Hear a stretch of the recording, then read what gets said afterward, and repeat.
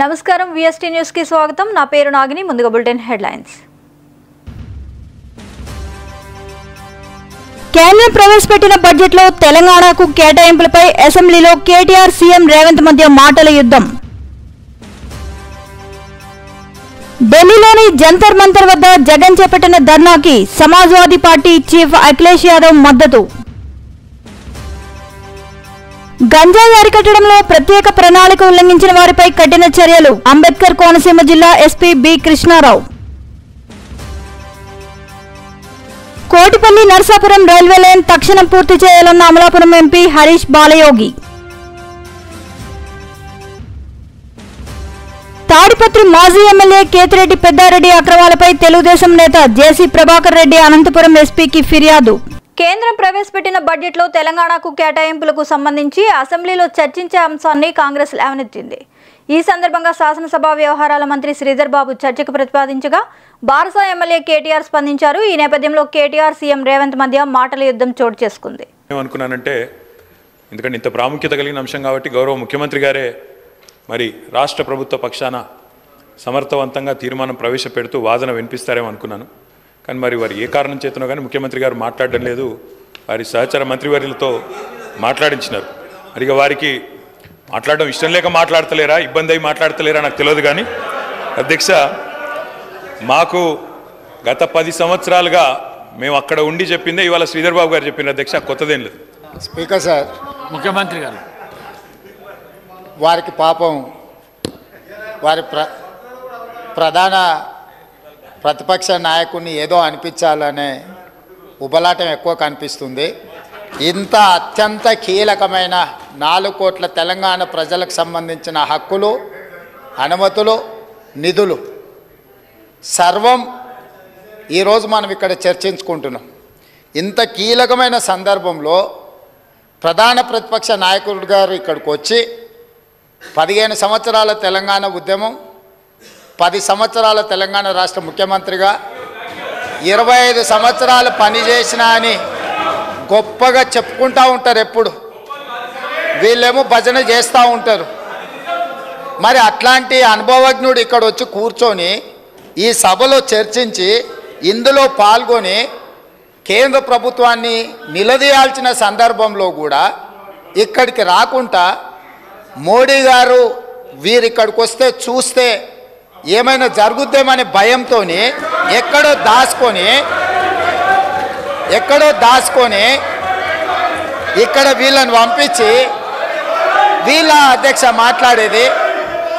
తెలంగాణ రాష్ట్ర ముఖ్యమంత్రిగా కేంద్ర ప్రభుత్వం నిన్న ప్రవేశపెట్టిన బడ్జెట్లో తెలంగాణకు జరిగిన అన్యాయాన్ని, నిధులను, అనుమతులకు సంబంధించి నిన్నటికి నిన్న స్పష్టంగా మా మంత్రివర్గ సహచరులకు చెప్పడమే కాకుండా ఈరోజు ఈ సభలో ఈ తీర్మానాన్ని ప్రవేశపెట్టి అందరి అభిప్రాయాలను తీసుకొని ఈ తెలంగాణ రాష్ట్రానికి న్యాయం చేయాలని మా ప్రభుత్వం ముందుకు వచ్చింది. కాబట్టి ఆ సభ్యులు ప్రస్తావించాల్సిన అంశాల మీద దృష్టి పెడితే అది తెలంగాణ రాష్ట్రానికి ఉపయోగపడుతుంది. అట్లా కాకుండా ఇట్లాంటి వివాదాస్పదమైన విషయాలు మాట్లాడితే వారి నాయకుడి యొక్క బండారం బయటపడుతుంది. దానివల్ల వారికే నష్టం జరుగుతుందని నేను సూచన చేస్తున్నా అధ్యక్ష.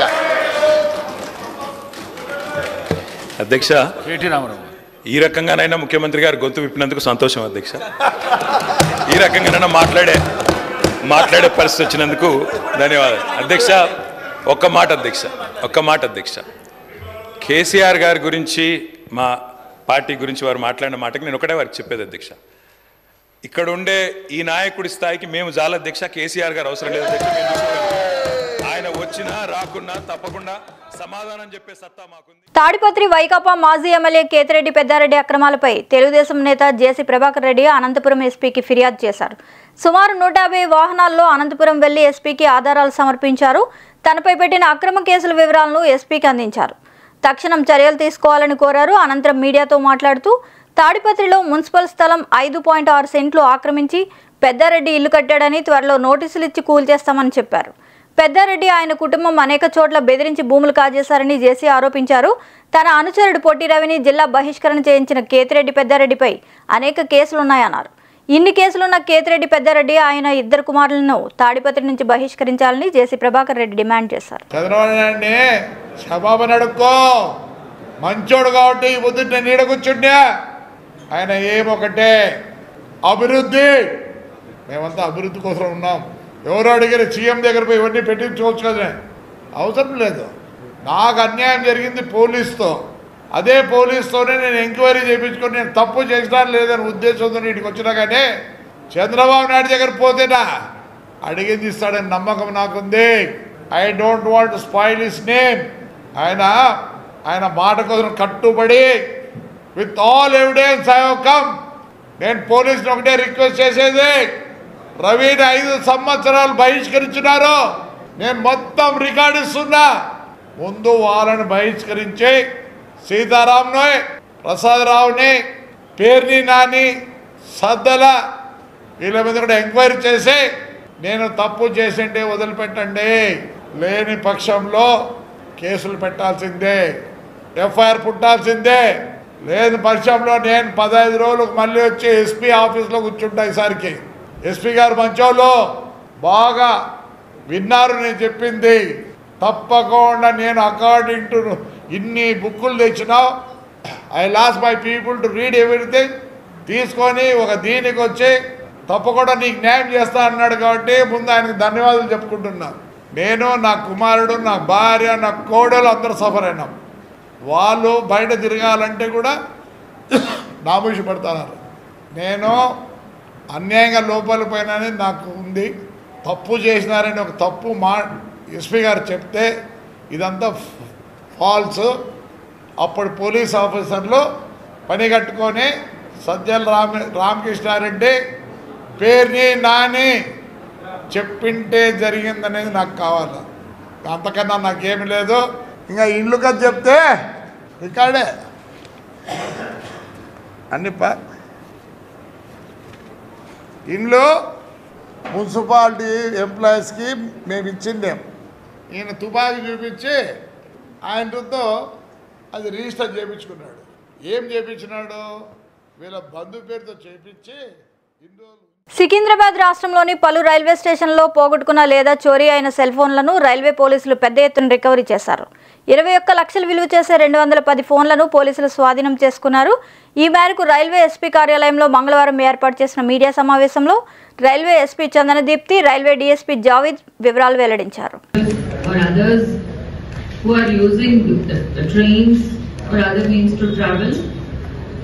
or in the jurisdiction of railway police.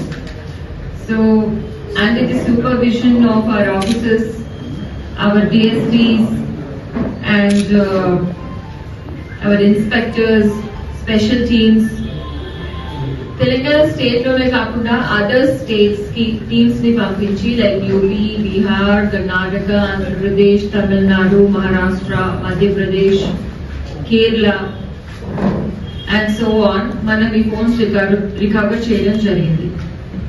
ఎవరైనా ఫోన్ వాళ్ళది మిస్ అయినా లేకపోతే థెఫ్ట్ అయినా జరిగితే వాళ్ళు చేయవలసింది టూ ఆప్షన్స్ ఉన్నాయి వాళ్ళకి. One thing is you can go to the nearest police station and lodge a complaint. Another option is go to MeSeva, apply there for an ID and using that ID మీరు CEIR portal లో అంటే www.ceir.gov.in ఈ portal లో login అవ్వి మీరు details ఇస్తే మీ complaint register అవుతుంది. After that, police will form teams and they will block the IMEI, track the phone, later on unblock it and hand it over to you in a situation like this. ఒక 200 వరకు mobiles మాకు accumulate అయిన తర్వాత మేము owners ని దేశ రాజధాని ఢిల్లీలోని జంతర్ మంతర్ వద్ద వైసీపీ అధినేత ధర్నా చేపట్టిన విషయం తెలిసిందే. ఈ ధర్నాకు Samajwadi party SP chief Akhilesh Yadav మద్దతు తెలిపారు. ఈ సందర్భంగా అఖిలేష్ యాదవ్ మాట్లాడుతూ ప్రజాస్వామ్యంలో ఇలాంటి దాడులు సరికాదు, ప్రజల ప్రాణాలు తీయడం, ఆస్తులు ధ్వంసం చేయడం దారుణమని, అధికారంలో ఉన్నవారు సంయమనం పాటించాలి, దాడులతో ప్రభుత్వం ఏం చెప్పాలనుకుంటోంది, కార్యకర్తల కోసం జగన్ పోరాడటం అభినందనీయమని అన్నారు.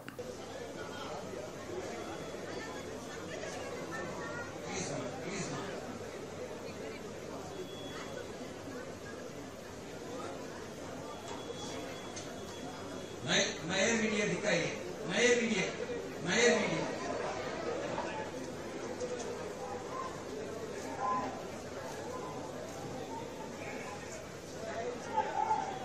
అధ్యక్ష అంటూ కొవ్వూరు తొలి మహిళా ఎమ్మెల్యే వేమిరెడ్డి ప్రశాంతిరెడ్డి అసెంబ్లీలో బుధవారం ప్రసంగించారు.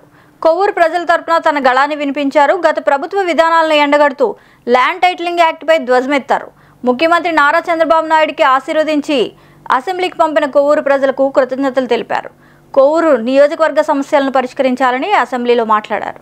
అనేది భూ యజమానుల మెడకు ఉరితాడు లాంటిది. టైటిలింగ్ యాక్ట్ ప్రజల భూములు గుంజుకునేందుకు తెచ్చిన నల్ల చట్టం, ల్యాండ్ టైటిలింగ్ చట్టం ప్రజల భూములను రక్షించేది కాదు, భక్షించేదిగా ఉంది. అధ్యక్ష, దశాబ్దాలుగా తమకు జీవనాధారమై ప్రాణాతి ప్రాణంగా భావించే భూమి హక్కు భద్రతను గత పాలకులు పెనుముప్పు తేవడంతో రైతులు ఆందోళనతో అల్లాడిపోయారు. అదేవిధంగా అధ్యక్ష, ప్రజల పాసు పుస్తకాలపై ఇంకొకరు బొమ్మలేంటి? వారికి రైతులు కష్టపడి సంపాదించుకున్న పొలాలకు వారికి సంబంధం ఏంటి? గత పాలకుల స్వలాభం కోసం తీసుకొచ్చిన ఈ చట్టాన్ని ప్రజలపై రుద్దాలని చూశారు. రైతులకు ఒరిజినల్ పట్టా ఇవ్వకుండా కేవలం జెరాక్స్ డాక్యుమెంట్లు ఇవ్వడం ఏమిటి? అధ్యక్ష, అధికారుల చేతుల్లో ప్రజలు ఆస్తులను పెట్టడం, దొంగకు తాళాలు ఇవ్వడమే. బాధితులు డివిజనల్, జిల్లా స్థాయి సివిల్ కోర్టులకు వెళ్లే అవకాశం లేదు. ఇది రాజ్యాంగం కల్పించిన హక్కును కాలురాయడమే. అధ్యక్ష, ఉదాహరణకు 2 ఎకరాల భూ యజమాని ఇతర ప్రాంతాల్లో ఉద్యోగం చేసుకుంటూ ఉంటాడు. 5 ఏళ్లకో 10 ఏళ్లకో ఊరు వచ్చిపోతుంటాడు. అతని భూమిని ఎవరైనా కబ్జా చేసి తన పేరు మీద టైటిల్ రాయించుకున్నాడు అనుకోండి. ఈ విషయం ఎక్కడో ఉన్న యజమానికి 2 ఏళ్ల వరకు తెలియకపోతే దానిపై అతను హక్కు కోల్పోయే ప్రమాదం ఉంది. ఈ తరహాల ఇబ్బందుల పరిష్కారానికి ఇప్పటి వరకు టీడీపీ కూటమి ప్రభుత్వం అధికారంలోకి వచ్చాక ఆంధ్ర రాష్ట్రంలో ఇప్పుడు భారత రాజ్యాంగం కాకుండా రెడ్ బుక్ రాజ్యాంగం పనిచేస్తోందని, వైఎస్ఆర్సీపీని అణిగిదొక్కడమే లక్ష్యంగా యథేచ్ఛగా హత్యలు, దాడులు, ఆస్తుల విధ్వంసాలు, అత్యాచారాలను ప్రభుత్వం ప్రోత్సహిస్తోందని వైఎస్ఆర్ కాంగ్రెస్ పార్టీ అధినేత మాజీ ముఖ్యమంత్రి వైఎస్ జగన్మోహన్ రెడ్డి మండిపడ్డారు. ఆంధ్రప్రదేశ్ రాష్ట్రంలో చంద్రబాబు ప్రభుత్వ నేతృత్వంలో గత 45 రోజులుగా కొనసాగుతున్న ఆటవిక పాలనకు, అరాచకాలకు నిరసనగా ఢిల్లీలో జంతర్ మంతర్ వద్ద వైఎస్ఆర్సీపీ నిరసన కార్యక్రమం చేపట్టింది. ఈ కార్యక్రమానికి పార్టీ అధ్యక్షులు వైఎస్ జగన్మోహన్ రెడ్డి హాజరై రాష్ట్రంలో వైఎస్ఆర్సీపీ నాయకులు, కార్యకర్తలు, అభిమానులు, సానుభూతి పరులపై జరిగిన దాడులు, దమనకాండలకు సంబంధించిన ఫోటో గ్యాలరీని ప్రారంభించిన అనంతరం నేషనల్ మీడియాతో మాట్లాడారు. Where democracy stands limping. That is the plight of affairs in Andhra Pradesh. You have a government in place where within 45 days of coming into power, you have a situation where more than 30 people have been murdered, where you have more than 300 people on whom you have assaults taken place, which led to attempt of murder, where you have more than 560 properties, private properties vandalized, where you have more than 490 government properties also vandalized, where you also have more than 1,000 cases where you have a situation of assaults taking place, private properties destroyed, people walking into their houses, destroying the properties within, where plantations have been destroyed. That is the plight of affairs in Andhra Pradesh. In fact, you have people like Chandrababu Naidu's son, Nara Lokesh, displaying a red book, where he displaying a red book is actually captured in the form of hoardings and displayed all over the state. And the contents in this red book are a list of officials, a list of politicians on whom they intend to take action, on whom they intend to assault. And this kind of hoardings, starting off with Chandrababu Naidu's son, blatantly being displayed all over the state in Andhra Pradesh, where you have a situation where you're giving instructions to the police that our people would vandalize, our people would kill, our people would assault, and there should be no action taken on them. When you have somebody like Nara Lokesh, Chandrababu Naidu's sons holding this red book, and this red book being captured in the form of hoardings, now think about what kind of message it is sending. Now he starts off with a red book at the state level. You have a similar kind of red books being displayed and vengeance being taken at everybody from the grassroots level, at the village level. Now this is the plight of affairs. Now I'd like to question one thing. Today they are in power, tomorrow we could come into power. ప్రభుత్వ ఆకాంక్షలకు అనుగుణంగా జిల్లా collector ప్రజాప్రతినిధులు జిల్లా అధికారులు సమన్వయ సహకారంతో జిల్లాను అన్ని రంగాల్లో ముందుకు నడిపించేందుకు కృషి చేస్తామని కడప జిల్లా నూతన జాయింట్ కలెక్టర్ అదితి సింగ్ పేర్కొన్నారు. బుధవారం ఉదయం జిల్లా కలెక్టరేట్కు చేరుకున్న ఆమె జాయింట్ కలెక్టర్ ఛాంబర్లో వేద పండితులు ఆశీర్వచనాలు అందించగా జిల్లా జాయింట్ కలెక్టర్గా బాధ్యతలు స్వీకరించారు. మున్సిపల్ కార్పొరేషన్లో మున్సిపల్ కమిషనర్గా దాదాపు 6 నెలల పనిచేశాను. అంతకుముందు నేను మొదటిగా విశాఖపట్నం జిల్లాలో ట్రైనింగ్ తీసుకున్న తర్వాత విజయవాడ సబ్ డివిజన్లో సబ్ కలెక్టర్గా దాదాపు 14 నెలల పనిచేశాను. ఇప్పుడు ఈరోజు కడప జిల్లాకి రావడం, జాయింట్ కలెక్టర్గా రావడం చాలా సంతోషంగా ఉంది. ఇక్కడ ప్రజాప్రతినిధులతో, ప్రజలతో, ఇక్కడ ఉన్న సిబ్బందితో మన జిల్లా అభివృద్ధి కోసం కలిసి వాళ్ళ సమన్వయాలతో పనిచేయాలనుకుంటున్నాను. ప్రజలు నమ్మకంతో చంద్రబాబును గెలిపించారని, దాన్ని నిలుపుకోవాలంటే తక్షణమే వరద నష్టపరిహారం చెల్లించాలని Congress AP state chief Sharmila demand చేశారు. తాడేపల్లిగూడెంలోని నందమూరి ఎర్రకాలువ ముంపు ప్రాంతాలను ఆమె పరిశీలించారు. దివంగత నేత వైఎస్ఆర్ జలయజ్ఞం పేరిట 54 ప్రాజెక్టులు ప్రారంభిస్తే మాజీ సీఎం మిగిలిన 42 ప్రాజెక్టులు పూర్తి చేయలేకపోయారని, పంటకు మద్దతు ధర లేక రైతుల ఆగ్రహానికి గురై ఓడిపోయారన్నారు. 500 ఎకరాలు ఇలా చుట్టుపక్కల గ్రామాలు ఈ జిల్లా అంతా కలుపుకుంటే కనీసం 40,000 ఎకరాలు ఇలా నీట మునిగిందని అంచనా. మరి రైతులు ఇంతగా నష్టపోతుంటే ఏ ప్రభుత్వానికైనా ఎందుకు కనిపించడం లేదు? ప్రతి రైతు ఇక్కడ చెప్తున్నారు, అమ్మా ప్రతి ఒక్కరికి కనీసం 14,000 రూపాయలు ప్రతి ఎకరాకి పెట్టుబడి అయింది. చాలా మంది కౌలు రైతులము, అప్పు తెచ్చుకుని పెట్టినాము. కనీసం ఒక్కొక్కరికి 2 లక్షలు అన్న అప్పు ఎంతుందన్నారు? కనీసం లక్షల్లో వీళ్ళకి అప్పు ఉంది. కనీసం 2 లక్షలు ప్రతి రైతుకు ఇక్కడ అప్పు ఉంది. మరి ఇలాంటి పరిస్థితుల్లో ప్రభుత్వాలు ఏం చేస్తున్నాయో సమాధానం చెప్పాల్సిన అవసరం ఉంది. వీళ్ళందరూ ఇక్కడ నేను రాగానే అమ్మా మా పొలాలు ఎంతగా మునిగిపోయాయో చూడమ్మా అని వాళ్ళందరూ నీళ్లలో దిగి మరి వాళ్ళ కష్టాలు చెప్పుకునే ప్రయత్నం చేశారు. అందుకే నేను కూడా నీళ్లలో దిగి వాళ్ళ కష్టాలకు రావాల్సిన అటెన్షన్, రావాల్సిన నష్టపరిహారం కోసం ఈరోజు కాంగ్రెస్ పార్టీ కూడా వాళ్ళ కష్టాలలో భాగం పంచుకోవడానికి ఈరోజు మేము కూడా నీళ్లలో దిగి మాట్లాడుతున్నాం. ప్రభుత్వాలు రాష్ట్ర ప్రభుత్వ ఆదేశాల మేరకు గంజాయి అరికట్టడంలో ప్రత్యేక ప్రణాళిక అమలు చేస్తామని, గంజాయి అమ్మకం, కొనుగోలు వంటి చర్యలకు పాల్పడిన వారిపై కఠిన చర్యలు తీసుకుంటామని వనసీమ జిల్లా ఎస్పీ బి కృష్ణారావు తెలిపారు. బుధవారం రావులపాలెం సర్కిల్లోని ఆత్రేయపురం, రావులపాలెం పోలీస్ స్టేషన్లను ఆకస్మికంగా తనిఖీ చేశారు. గంజాయి, ఇసుక మాఫియాలపై ఉక్కుపాదం మోపుతామని, ఇందుకోసం ప్రత్యేక ప్రణాళిక రూపొందిస్తున్నామని, సిబ్బందిని అప్రమత్తంగా వ్యవహరించాలని కూడా ఆదేశించినట్లు తెలిపారు. ఇసుక స్టాప్ పాయింట్ వద్ద ప్రత్యేక సెక్యూరిటీ ఏర్పాటు చేశామని, నిబంధనలకు అనుగుణంగానే రవాణా చర్యలు చేపడుతున్నామని ఎస్పీ తెలియజేశారు. గంజాయి ఇసుక మాఫియాలకు సంబంధించిన సమాచారం తమ వద్ద ఉందని, వారికి తమ వ్యాపారాలను ఆపకపోతే తీవ్రమైన చర్యలకు బాధ్యులు కావాల్సి వస్తుందని హెచ్చరించారు.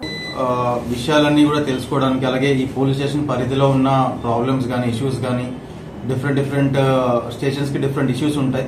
సో అవన్నీ కూడా తెలుసుకునే విధంలో అన్ని పోలీస్ స్టేషన్స్ కూడా విజిట్ చేస్తూ ఉన్నాం. అదే భాగంలో రావులపాలెం పిఎస్ కూడా ఈరోజు విజిట్ చేయడం జరిగింది. సో ఇక్కడ ఉన్న ప్రాబ్లమ్స్ కానీ, ఇక్కడ ఉన్న ఇష్యూస్ కానీ, లేకపోతే ఇక్కడ ఏ విధమైన క్రైమ్ నడుస్తూ ఉంటుంది ఇవన్నీ కూడా తెలుసుకోవడం జరిగింది. సో దానిపైన ఒక ప్రణాళిక ప్రకారంగా ముందుకు వెళ్తాం. Thank you. గంజాయి నివారణకు చర్యలు ఏం తీసుకుంటారు? So government is very much keen on eradicating the ganja menace. దానికోసం ఒక స్టేట్ వైడ్ యాక్షన్ ప్లాన్ అనేది రూపొందించడం జరుగుతూ ఉంది. సో దాని ప్రకారంగా ఈ గాంజా పైన చాలా స్ట్రాంగ్ గా will be going ahead on this particular front. So ఖచ్చితంగా దీనిపైన మీరు రిజల్ట్స్ చూస్తారు. శాండ్ మిస్యూజ్ అవుతుంది కదా సార్ జిల్లాలోని. కడపలో పోలీస్ స్థలాలను కాపాడుకోలేని జనకుల శ్రీనివాసులు రాష్ట్ర పోలీస్ సంఘ అధ్యక్షులుగా ఉండేందుకు అర్హత లేదని తెలుగుదేశం పార్టీ కడప జిల్లా అధికార ప్రతినిధి మురళీకృష్ణ అన్నారు. బుధవారం పార్టీ కార్యాలయం ఏర్పాటు చేసిన విలేకరుల సమావేశంలో మాట్లాడుతూ, గతంలో వైసీపీ తొత్తుగా వ్యవహరించిన శ్రీనివాసులు ముఖ్యమంత్రి నారా చంద్రబాబు నాయుడు మీద, లోకేష్ పైన, వర్ల రామయ్య పైన అనుచిత వ్యాఖ్యలు చేశారని, ఇప్పుడు ఏ మొహం పెట్టుకుని మళ్లీ తెలుగుదేశం పార్టీలోకి రావడానికి చూస్తున్నారని ప్రశ్నించారు. ఇప్పుడు తెలుగుదేశం నాయకులు కాళ్లు పట్టుకుంటున్నందుకు మీకు సిగ్గుందా అని కూడా ప్రశ్నించారు. ఇటువంటి వ్యక్తులను పార్టీలోకి తీసుకోవడం అన్నది జరగదని కూడా స్పష్టం చేశారు. ఈ సమావేశంలో తెలుగుదేశం పార్టీ జిల్లా కార్యదర్శి బండి ప్రతాప్ తదితరులు పాల్గొన్నారు. అయ్యా, నా పేరు తోట రామచంద్రయ్య. నేను రిటైర్డ్ సబ్ ఇన్స్పెక్టర్. నేను ప్రీవియస్ గా పోలీస్ సంఘంలో సభ్యునిగా పనిచేశాను. నా యొక్క 40 సంవత్సరాల సుదీర్ఘ సర్వీసులో నేను జనకుల శ్రీనివాసులు అటువంటి మాట తప్పిన మనిషిని ఎప్పుడు చూడలేదు. ఇతను అనవసరంగా ఒక retired police officer Shri Varla Ramaiah పైకి తొడలు తట్టి మిసాలు దువ్వి అన్ని చేశాడు. ఏమయ్యా, ఎందుకు నువ్వు మీసాలు దువ్వినావు, తొడలు తడుతున్నావు అంటే, మాది కడప జిల్లా, మా పద్ధతి ఇంతే అని చెప్తున్నారు. కడప జిల్లా పరువు తీస్తున్నావు జనకుల శ్రీనివాసులు గారు. నువ్వు కడప జిల్లా వాసివి కావచ్చు, కానీ నువ్వు రాజంపేట వాసివి కావచ్చు, కానీ నీ యొక్క జిల్లా హెడ్ క్వార్టర్ వచ్చేసి నెల్లూరు. నీవు ఏదైనా మీసాలు దువ్వాలా, నువ్వు తొడలు తట్టాలంటే మీ నెల్లూరు జిల్లా రాజకీయ నాయకుల పైకి నువ్వు తిప్పుకో. ఇక్కడ పోలీసులంతా ఈ విధంగా తొడలు తట్టి ఇంత నీచ సంస్కృతి కలిగినటువంటి పోలీసులు ఇక్కడ లేరు. దయచేసి ఇది ఒకటి గుర్తు పెట్టుకో. తర్వాత ప్రకాష్ అనే ఒక కానిస్టేబుల్ అనంతపురం జిల్లాలో మన డిఏల గురించి అతను ప్లకార్డు పట్టుకున్నారని అతను డిస్మిస్ చేశారు. మీరు అప్పుడు ఏం చేశారు? మీరు మీ సంఘం ఏం చేసింది? నేను దాని గురించి ప్రశ్నిస్తే కడప జిల్లా సంఘ సభ్యులు కొంతమంది అంటారు, మీ పోలీసు వేరు, మా పోలీసు వేరే అంటున్నారు. ఇది ఎక్కడి న్యాయము? తర్వాత కడప జిల్లాలో ఒక DSP traffic control Balaswamy Reddy అనే ఒక డిఎస్పీ సక్రమైన ఉద్యోగం చేస్తూ ట్రాఫిక్ కంట్రోల్ చేసినందుకు అతన్ని ఇప్పటి వరకు విఆర్లోనే పెట్టి ఉన్నారు. అతనికి ఎలాంటి పోస్టింగ్లు కానీ ఏం కానీ ఇవ్వలేదు. అలాగే ప్రొద్దుటూరులో ఒక మహిళా ఎస్ఐపై ఇసుక లారీలు తోలుకొని తెలుగుదేశం పార్టీ కడప జిల్లా అధికార ప్రతినిధి చెన్నంశెట్టి మురళీకృష్ణ గారు మనతో పాటు ఉన్నారు. ఆయనతో ఒక చిన్న ఇంటర్వ్యూ. కడప ప్రజలందరికీ నమస్కారం సార్. సార్, పోలీస్ సంఘం రాష్ట్ర అధ్యక్షులు జనకుల శ్రీనివాసులు ఉన్నారు. ఆయన గతంలో తెలుగుదేశం పార్టీపై అనేక విమర్శలు చేశారు. దాని గురించి మీ కామెంట్. మీరు చూస్తారన్నారు, గతంలో వైఎస్ఆర్సీపీ ప్రభుత్వంలో వీళ్ళే ఒక డీజీపీగా వ్యవహరించే స్థాయిలో మీరు చూశారు. అనేక మంది సీఏలు దాడి చేసి కొట్టారు, ఎస్ఐలు కొట్టారు, పోలీసులు కొట్టారు. ఏ రోజు కానీ పోలీస్ సంఘం పెట్టుకొని కానీ వాళ్ళు ఏ రోజు కానీ వాళ్ళని స్పందించిన సంఘటనలు లేవు. కానీ చంద్రబాబు నాయుడు అరెస్ట్ చేసేదానికి కానీ వర్ల రామయ్య గారు అనేక రకాల మీద వాళ్లకు తొడలు కొట్టి మేము పోలీసు అధికారులు అంటే కడప జిల్లా వాళ్ళము ఏమైనా మాట్లాడగలుగుతామనే రీతిలో మాట్లాడారు. అదే ఈరోజు జనకుల శ్రీనివాస్ గారు తెలుగుదేశం పార్టీ నాయకులు కాళ్ళు పట్టుకోవడానికి సిద్ధంగా. మేము ఒకటే చెప్తున్నాం, శ్రీనివాస్ గారు గతంలో ఎలక్షన్ జరిగే విధానం కాదు, ఏదో మిమ్మల్ని పార్టీలో నామినేటెడ్ పోస్టుగా ఈ రాష్ట్ర వ్యాప్తంగా పోలీస్ సంఘాలు జరిగాయి. ఇప్పుడు మీ పద్ధతి మార్చుకోండి, ఎలక్షన్ జరపండి. ఏదో కోనసీమ జిల్లా కోటిపల్లి నరసాపురం రైల్వే లైన్ తక్షణం పూర్తి చేయాలని TDP parliament chief whip Amalapuram MP Harish Balayogi పార్లమెంట్లో కోరారు. తన ప్రసంగంలో వైసీపీ ప్రభుత్వం నిర్లక్ష్యంగా వ్యవహరించిందని, ప్రస్తుతం ఆంధ్రప్రదేశ్ రీజనరేషన్ యాక్ట్లోని షెడ్యూల్ 13 ప్రకారం కేంద్రం మరియు నిధులు కేటాయించాలని, కోటిపల్లి నర్సాపురం రైల్వే లైన్ ప్రాజెక్టును వేగవంతంగా పూర్తి చేయాలని కోరారు. ఈ రైల్వే లైన్ కారణంగా కోనసీమలో పర్యాటక రంగం మరింత విస్తరిస్తుందని, అలాగే పుణ్యక్షేత్రాలైన ద్రాక్షారామం, అయినవిల్లి, అంతర్వేది దేవాలయాలకు దర్శనం సులభతరం చేస్తుందని, దీంతో పర్యాటకులు, భక్తులు అధిక సంఖ్యలో రావడానికి అవకాశం ఉంటుందని తన ప్రసంగంలో తెలిపారు. Speaker of the Lok Sabha from 98 to 2002 and was the youngest to ever hold this esteemed position. He was a dedicated 3-term MP from Amlapuram. With his legacy includes remarkable contributions to education, establishment of MP lads, and even courageous missions to meet Saddam Hussein to secure the release of fishermen. His heart always belonged to Amlapuram. His vision was to develop infrastructure, particularly railway lines, to uplift the lives of the beloved people. Respected Chairman, a railway line between Kotipalli and Kakinada existed in the pre-independence India, but dismantled by the British during World War II. It was during my father's tenure as an MP that the dream of reviving a railway line in the Konsima region gained traction. Ramachandrapuram Kajaluru గ్రామం జిల్లా పరిషత్ ఉన్నత పాఠశాల విద్యార్థులకు student కిట్లు పంపిణీ కార్యక్రమంలో ముఖ్య అతిథిగా పాల్గొన్న రాష్ట్ర కార్మిక శాఖ మంత్రులు వాసంశెట్టి సుభాష్ తండ్రి వాసంశెట్టి సత్యం. ఆయన విద్యార్థులను ఉద్దేశించి మాట్లాడుతూ ఉత్తమ భావి భారత పౌరులుగా తయారు కావాలని, వివిధ ఉన్నతమైన ఉద్యోగాల్లో స్థిరపడాలని ఆకాంక్షించారు. ఈ కార్యక్రమంలో MEO 1 మరియు MEO 2 హై స్కూల్ హెడ్ మాస్టర్లు, అధ్యాపక బృందం, మండల విద్యా కమిటీ చైర్పర్సన్, స్థానిక ప్రజాప్రతినిధులు పెద్ద ఎత్తున పాల్గొన్నారు. అంతకుముందు పాఠశాల ఆవరణలో మొక్కలు నాటారు. అలాగే మండల విద్యాశాఖ తరఫున ఘనస్వాగతం పలుకుతున్నాం సార్. Welcome sir. అలాగే మరి మన గ్రామ పెద్దలు మరి గతంలో ఎంపీగా చేసి అనేక అభివృద్ధి కార్యక్రమాలు చేసినటువంటి మరి రామకృష్ణారావు గారిని కూడా వేదిక మీదకి ఆహ్వానిస్తున్నాం సార్. అలాగే మరి మన మండల పరిషత్ అధ్యక్షులు మరి వారు కూడా వచ్చి ఉంటే వేదిక మీదకి రావాల్సిందిగా కోరుతున్నాము. అలాగే జడ్పీటీసీ సభ్యులు కూడా వచ్చి ఉంటే మరి వారిని కూడా వేదిక మీద పిలుస్తున్నాం సార్. అలాగే సర్పంచ్ గారు కూడా వచ్చి ఉంటే వారిని కూడా వేదిక మీద పిలుస్తున్నాము. మృత్యు గంటికలు మోగిస్తున్న NH-214 అమలాపురం బైపాస్. కత్తిపూడి నుంచి ఒంగోలు వరకు నిర్మించిన 214 జాతీయ రహదారికి బట్నవిల్లి నుంచి పేరూరు వై జంక్షన్ వరకు నిర్మించిన అమలాపురం బైపాస్ రోడ్ ప్రమాదాలకు నిలయమవుతోంది. NH అధికారుల నిర్లక్ష్య ధోరణి కారణంగా ఈ బైపాస్ రోడ్లో ప్రజల ప్రాణాలు గాల్లో కలిసిపోతున్నాయి. బైపాస్ రోడ్లో 4 జంక్షన్లున్నాయి. కామనగరువు, చిందాడగరువు, రోళ్లపాలెం, పేరూరు, వై జంక్షన్ల వద్ద 4 రోడ్ల కూడళ్లు ఉన్నాయి. ఈ కూడళ్లలో హైవే అధికారులు సరైన సిగ్నల్ వ్యవస్థ ఏర్పాటు చేయకపోవడం వల్ల నిరంతరం ప్రమాదాలు జరుగుతున్నాయి. రహదారి నిర్మించడంపై ఉన్న శ్రద్ధ, జాగ్రత్తలు తీసుకోవడం పాటించడంలో లేదని ప్రజలు ఆరోపిస్తున్నారు.